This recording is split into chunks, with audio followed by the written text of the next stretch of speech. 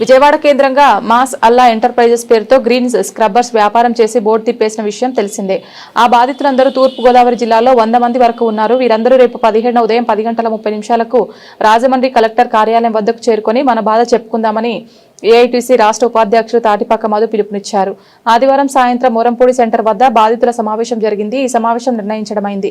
కావున ఎవరికి వారు ఆధార్ కార్డు, జిరాక్స్ కంపెనీలు వారిచ్చిన అగ్రిమెంట్లు, బిల్లులు తీసుకుని దానికి సంబంధించిన ఆధారాలు ఏదైనా ఉంటే తీసుకొని రావాలని మాస్ అల్లా గ్రీన్ తూర్పుగోదావరి జిల్లా బాధితుల సంఘం పిలుపునిస్తోంది. ఇంట్లో ఉన్నవాళ్ళు, డిగ్రీ చదువుకుని ఉద్యోగాలు ఉన్నవాళ్ళు ఒక ఆశకి బలైపోయారు. మాస్ అల్లా అనే ఒక గ్రీన్ స్క్రబ్ ఏదైతే ఉందో దాని పేరు మీద 1,30,000 లేదా 2,30,000 మన ఇష్టం ఎంతకైనా సరిగిద్దామని చెప్పి ఒక 3 నెలలు 4 నెలల్లో మోసగించి ఇప్పుడు సుమారుగా రాష్ట్ర వ్యాప్తంగా మొత్తం అందరూ మోసపోయారు.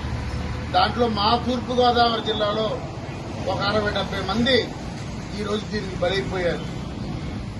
ఇప్పటికే ఎండీని అరెస్ట్ చేశారు.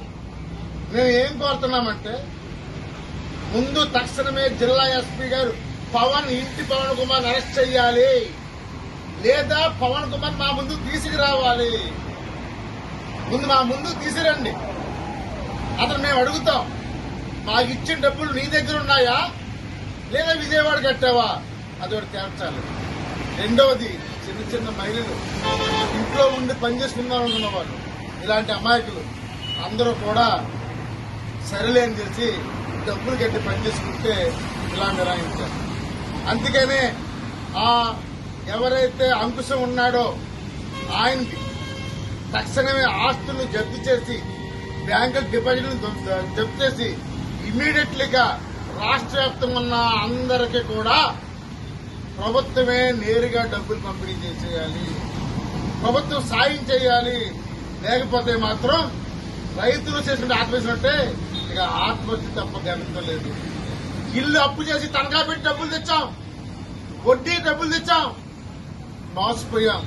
మా మోసాన్ని ప్రభుత్వం గుర్తించి మాకు న్యాయం చేయాలని